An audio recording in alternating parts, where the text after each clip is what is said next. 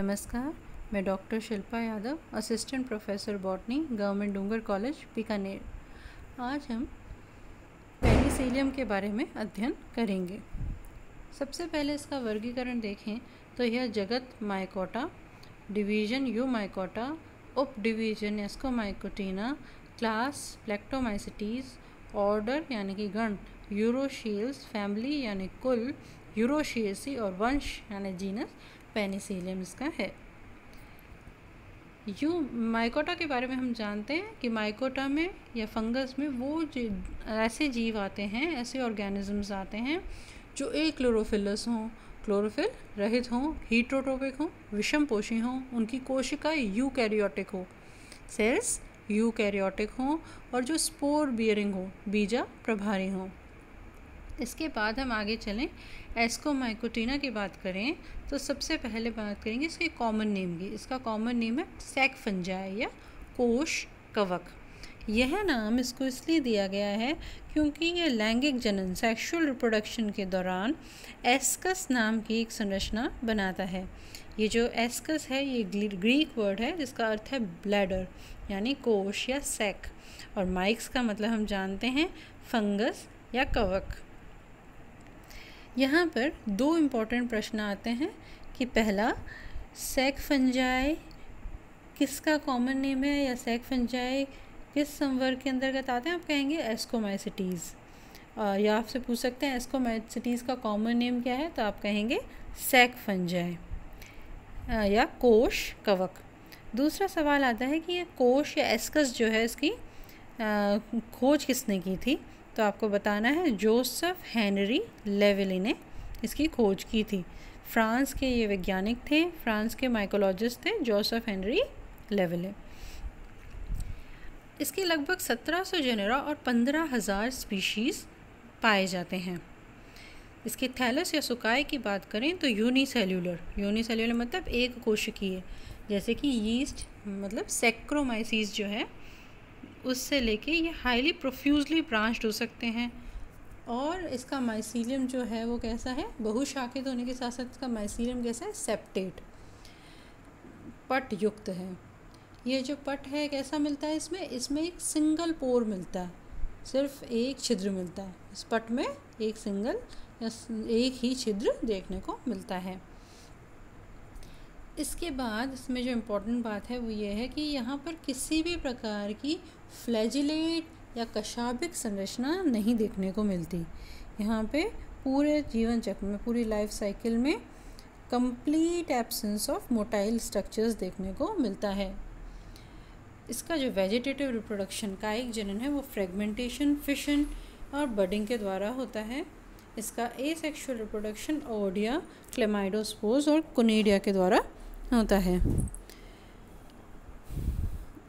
यहाँ पर जो अलैंगिक जनन है इसमें जितनी भी संरचनाएं बन रही हैं, जो कोनिडिया जो बन रहे हैं वो कैसे होते हैं, एक्सोजीनस होते हैं, बहिर्जात होते हैं। एक्सोजीनस का तात्पर्य हम समझते हैं कि वो कोनिडियोफोर के ऊपर फ्रीली लगते हैं, तो वो कैसे होंगे, एक्सोजीनस या बहिर्जात।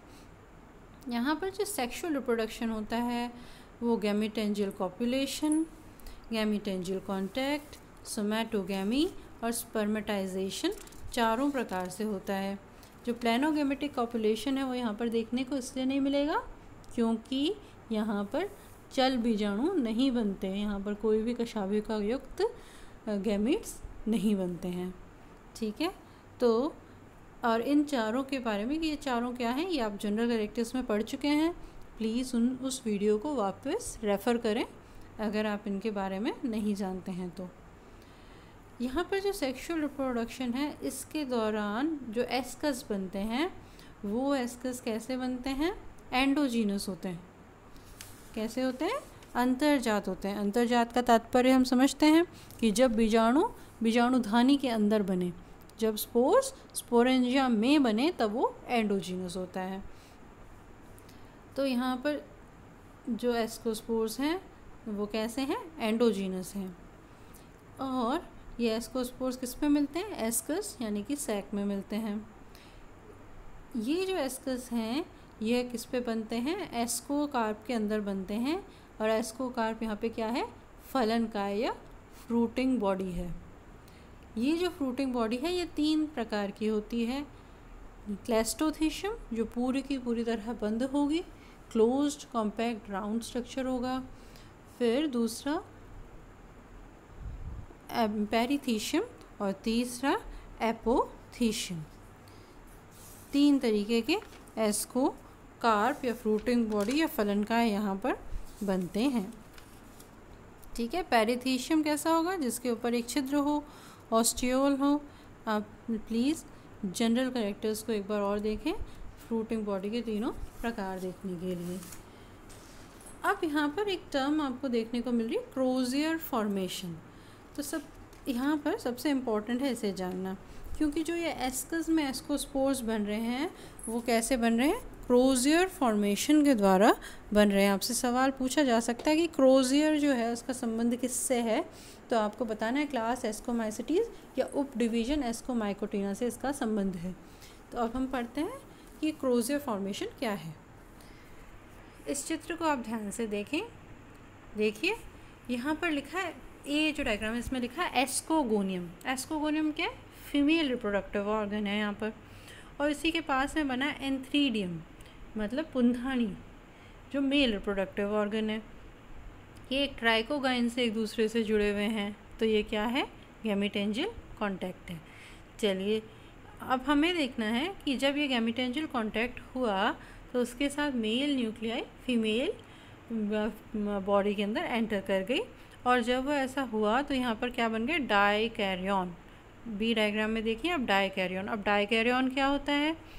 जब दो डिफरेंट स्ट्रेन्स के न्यूक्लियस एक दूसरे के साथ मौजूद हों।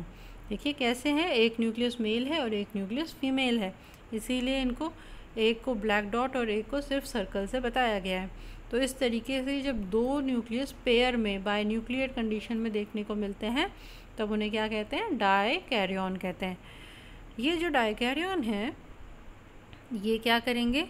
आप डिवाइड करेंगे, है ना, इनमें न्यूक्लियर डिवीजन होगा, और न्यूक्लियर डिवीजन होकर ये जो एस्कोगोनियम है जो अब कैसा है? फर्टिलाइज्ड है। इससे एस्कोजीनस हाइफी बनते हैं। जो एस्कोजीनस हाइफी अब यहाँ पर कैसी कंडीशन है? डाइकैरियोटिक। 2 केंद्रक हैं और दोनों जो केंद्रक हैं वो क्या हैं? अलग अलग स्ट्रेन के मौजूद हैं। ये जो एस्कोजीनस हाइफी बनी, इसका टिप जो है वो मुड़ जाता है, और ये जो मुड़ना है, ये हुक जैसी जो संरचना बननी है, इसी को क्या कहते हैं? क्रोजियर फॉर्मेशन कहते हैं। ठीक है, क्रोजियर फॉर्मेशन होते ही क्या होगा? दोनों केंद्रक डिवाइड करेंगे। ठीक है, मेल न्यूक्लियाई भी और फीमेल न्यूक्लियाई क्या करेंगे? माइटोसिस। माइटोसिस के रिजल्टेंट अब क्या होगा? 2 प्लस तरीके के हो जाएंगे, प्लस और माइनस कहेंगे हम 2 डिफरेंट स्ट्रेन्स को। 2 प्लस प्रकार के हो जाएंगे और 2 माइनस प्रकार के हो जाएंगे। जैसे ही ये होगा तो न्यूक्लियर डिवीजन के बाद क्या होता है? सेप्टा बनता है दोनों केंद्र के बीच। तो देखिए यहाँ पर भी सेप्टा बन गया दोनों केंद्र के बीच में। डायग्राम नंबर 3 देखें। ठीक है, अब ऐसा होने से क्या हुआ? जो पहली अकेली सेल है एपेक्स पे मौजूद है, वो टिप वाली सेल है ना, अल्टीमेट सेल। अल्टीमेट सेल से जो जस्ट ऊपर है उसे कहते हैं पिनल्टीमेट सेल। ठीक है, और पिनल्टीमेट सेल में अब कैसी कंडीशन है? डाइकैरियोटिक। और नीचे जो बेसल सेल बच गई उसके अंदर कैसी कंडीशन है? वापस मोनोकैरियोटिक कंडीशन है। मतलब 3 कोशिकाएं बनी क्रोजियर के अंदर, और फर्स्ट और जो लास्ट है वो तो कैसी रह गई? मोनोकैरियोटिक। और जो पिनल्टीमेट सेल जो हुक के रूप में मौजूद है उसमें कैसी कंडीशन है? डाइकैरियोटिक। ये जो पिनल्टीमेट सेल है अब वो किसकी तरह एक्ट करेगी? एस्कस मदर सेल की तरह, एस्कस मातृ कोशिका की तरह। और अब यहाँ पर ये जो एस्कस मदर सेल है यहाँ पर क्या होगा? ये डाइकैरियन एक दूसरे से फ्यूज़ हो जाएगा और डिप्लॉयड अवस्था में आ जाएगा। कैरियोगैमी हो गई इसकी। ठीक है, केंद्रक संलयन हो गया। केंद्रक संलयन होते ही डिप्लॉयड स्टेज आ गई। ठीक है, डिप्लॉयड अवस्था आने के बाद क्या होगा? सबसे पहले मियोसिस, अर्धसूत्री विभाजन। अर्धसूत्री विभाजन के रिजल्टेंट हमारे को कितनी देखने को मिलती हैं? न्यूक्लियस 4। 4 केंद्रक बने और 4 केंद्रकों में क्या हुआ, माइटोसिस, समसूत्री विभाजन, और इस तरीके से कितने एस्कोस्पोर्स बन गए, 8। इसमें से 4 कैसे होंगे, मेल जैसे, और 4 कैसे होंगे, फीमेल जैसे, मतलब 4 कैसे होंगे प्लस स्ट्रेन के और 4 कैसे होंगे माइनस स्ट्रेन के। तो इस प्रकार से एक एस्कस के अंदर 8 एस्कोस्पोर्स बन गए, 8 एस्को बीजाणु बन जाते हैं। इस चित्र को आप इस डायग्राम के थ्रू भी समझ सकते हैं। देखिए ये जो एस्कोजीनस, ये डी जो डायग्राम है ये हमारे को क्या दिखा रहा है, एस्कोजीनस हाइफी। एस्कोजीनस हाइफी की सबसे ऊपर वाली जो सेल है उसको कैसी बन गई, हुक जैसी बन गई। ई में देखिए डायग्राम नंबर ई में हुक जैसी बनी, तो इसको हम क्या कहेंगे, क्रोजियर फॉर्मेशन। ये जो क्रोजियर बना यहाँ पर क्या हुआ, माइटोसिस। माइटोसिस होते ही पट बना बीच में, पट बनने से क्या हो गया, अल्टीमेट सेल में 1 केंद्रक, पेनल्टीमेट सेल में 2 केंद्रक। पेनल्टीमेट का मतलब उपांतिम, अंतिम जो थी उसमें 1 है, उपांतिम या पेनल्टीमेट में द्विकेंद्रीय अवस्था है, डाइकैरियोटिक अवस्था है, और फिर वापस जो बेसल सेल है वो उसमें वापस मोनोकैरियोटिक अवस्था है। ये जो सेल डाइकैरियोटिक है पेनल्टीमेट, वो क्या है, एस्कस मदर सेल। यहाँ पर क्या हुई, कैरियोगेमी, केंद्रक संलयन। तो कैसी अवस्था आई, 2n डिप्लॉयड अवस्था, ठीक है। और डिप्लॉयड अवस्था अंत्य के साथ क्या होगा यहाँ पर, मियोसिस। मियोसिस के बाद माइटोसिस, और कितने स्पोर्स बन जाएंगे, 8, 4 प्लस टाइप के और 4 माइनस टाइप के। तो यहाँ पर आपसे पूछा जा सकता है कि एस्कस बनने का या एस्कस के विकास का या डेवलपमेंट ऑफ एस्कस का क्या प्रोसीजर है, तो आपको ये समझाना है। और छोटा क्वेश्चन ये बन सकता है कि क्रोजियर फॉर्मेशन का संबंध किस क्लास से या किस सब डिवीजन से है, तो आपको बताना है एस्कोमाइसिटीज से। या ये पूछा जा सकता है कि एस्कस के डेवलपमेंट के दौरान कैसा फॉर्मेशन होता है, जो हुक बनता है उसको क्या कहते हैं, क्रोजियर कहते हैं। अब हम चलते हैं इसकी क्लास में। देखिए जो कैरेक्टर्स डिवीजन किंगडम के होते हैं वो जीनस तक सभी में होंगे, क्लासिफिकेशन का अर्थ ही यही है। तो ये सारे कैरेक्टर्स जो हमने उप डिवीज़न में पढ़े या सब डिवीज़न में पढ़े, वो सारे के सारे क्लास में तो मौजूद होंगे। अब क्लास इन सारों में डिफरेंस क्या लिए हुए हैं, किस बेसिस पे इसे डिवाइड किया गया है डिफरेंटली। तो क्लास प्लेक्टोमाइसिटीज़ को इस तरीके से डिवाइड किया गया है कि यहाँ पर जो फ्रूटिंग बॉडी बनती है वो क्या बनती है, क्लेस्टोथीशियम, ठीक है। फलन का क्या बनता है, क्लेस्टोथीशियम बनता है। उसके बाद देखिए कि जो ये एस्काई बनते हैं वो कैसे बनता है, एसाई बनते हैं गोलाकार, ग्लोब्यूल्स, या अंडाकार हो सकते हैं, या शीघ्र लुप्त होने वाले, मतलब ये जो इवानेसेंट है इसका मतलब है शीघ्र लुप्त। ये बिखरे हुए होते हैं, फलन काय में कैसे होते हैं वे, बिखरे हुए, मतलब they are irregularly scattered in the cleistothecium. अब हम बात करते हैं ऑर्डर यूरोशेल्स की। ऑर्डर यूरोशेल्स के अंदर मोस्टली जो मेंबर्स हैं वो कैसे हैं, सैप्रोफिटिक। कैसे हैं वो, मृतोपजीवी। इसमें जो कोनिडिया होते हैं वो बेसिपिटल सक्सेशन में लगे हुए होते हैं। बेसिपिटल सक्सेशन मतलब तलाभिसारी क्रम में। देखिए ये हमने क्लियर एस्को माइकोटीना में ही कर लिया था कि यहाँ जो कोनिडिया बनेंगे वो कैसे होंगे, ओरिजिन में एक्सोजीनस, बहिर्जात होंगे। और ये कैसे होंगे, अब ये यहाँ पर क्या बताना चाहता है ऑर्डर में कि ये जो बहिर्जात कोनिडिया बने ये कैसे हैं, बेसिपिटल सक्सेशन में लगे हैं, तलाभिसारी क्रम में लगे हैं। तलाभिसारी से क्या तात्पर्य होता है कि जो कोनिडियोफोर की टिप है वहाँ पर यंगेस्ट होगा और जो ओल्डेस्ट होगा वो सारे कोनिडिया के सबसे ऊपर की तरफ होगा, ठीक है। मतलब बेस में यंगेस्ट हो या कोनिडियोफोर की जो टिप पे बन रहे हैं वो क्या हो, यंगेस्ट हो, तो इसे कहते हैं बेसिपिटल सक्सेशन। एस्काई जो हैं वो एसआई कैसे हैं, इरेगुलरली स्कैटर्ड हैं। और जो एस्कोस्पोर्स बनते हैं यहाँ पर वो कैसे होंगे, यूनिसेल्यूलर, एक कोशिकीय, और इनमें कोई भी जर्मपोर मौजूद नहीं होता। अब बात करते हैं फैमिली या कुल यूरोशिएसी की। तो यहाँ पर क्या विशेष बात है कि ये जो कोनिडिया हैं वो स्पेशलाइज्ड एक विशिष्ट कोशिका पे लगते हैं, जिन्हें कहते हैं फाइलेट्स या स्टेरिगमेटा।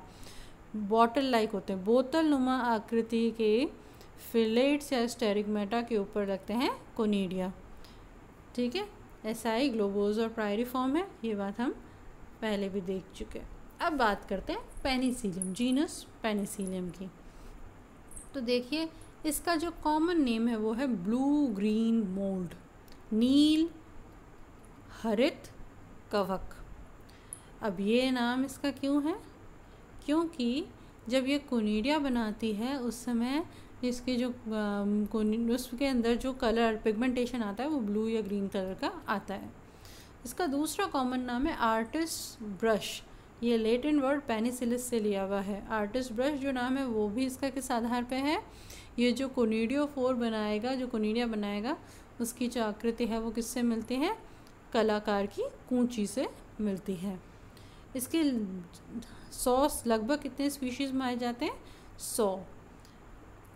पेनिसिलियम जो है इसकी काफ़ी इकोनॉमिक इम्पोर्टेंस है।